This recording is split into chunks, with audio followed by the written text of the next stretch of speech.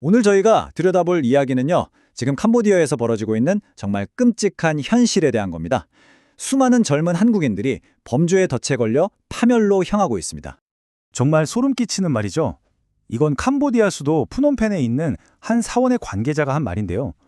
이 한마디가 바로 오늘 우리가 파헤칠 아주 어두운 이야기의 시작입니다.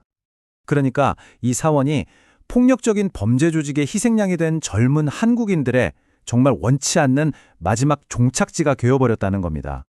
보통 다른 외국인들은 대부분 나이가 들어서 자연사하는 경우가 많은데 여기에 오는 한국인들은요, 정말 압도적으로 젊은 사람들이라는 거예요. 납치, 감금, 그리고 결국 살해를 당해서 너무나도 짧은 생을 마감하게 되는 거죠. 자, 그럼 대체 이 모든 끔찍한 일들이 어디서 벌어지고 있는 걸까요? 지금부터 웬취라고 불리는 범죄 조직의 심장부, 그 내부를 한번 들여다보겠습니다. 이 웬취라는 곳은요, 그냥 단순한 건물이 아닙니다. 온라인 사기, 인신매매, 불법 감금 같은 범죄를 저지르기 위해 아예 요새처럼 만들어진 곳이에요. 말 그대로 범죄 공장인 거죠. 근데 문제는요, 이 범죄자들이 가만히 있질 않는다는 겁니다. 계속 진화해요. 당국이 막 크고 눈에 띄는 단지들을 단속하니까 이제는 아예 도시 한복판에 있는 평범한 아파트나 오피스텔 같은 곳으로 숨어들고 있는 거죠. 겉으로 봐서는 전혀 알 수가 없게요. 예전에 있던 대규모 단지들은 그 규모가 정말 상상을 초월했습니다. 여기 태자단지를 한번 보세요. 수천 명을 수용할 수 있는데 안에 병원, 식당, 술집, 미용실, 슈퍼마켓까지 없는 게 없어요. 그러니까 한번 들어가면 밖으로 나갈 필요도, 나갈 수도 없게 만들어버린 거대한 범죄 도시였던 셈입니다. 자, 그렇다면 이 굳게 닫힌 벽 안에서 피해자들은 도대체 뭘 하도록 강요받았던 걸까요? 그들이 해야 했던 일은 바로 한국에 있는 또 다른 한국인들을 노리는 아주 정교하게 짜인 투자 사기였습니다. 이게 그냥 단순한 사기가 아닙니다. 아주 끈질기고 체계적으로 신뢰를 쌓아서 무너뜨리는 방식이에요. 먼저 어떻게든 개인정보를 알아내서 접근하고 무료로 주식 정보를 준다면서 신뢰를 얻죠. 그러고 나면 수백 명이 있는 가짜 단톡방으로 끌어들이는 겁니다.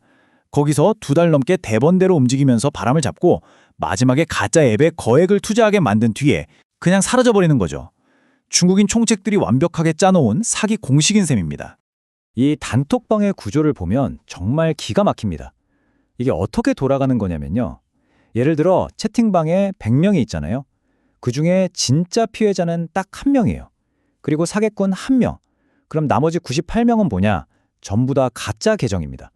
한 명이 수십 개의 핸드폰을 가지고 대본대로 움직이면서 막 활발한 투자 커뮤니티인 것처럼 바람을 잡는 거죠. 정말 무섭지 않나요?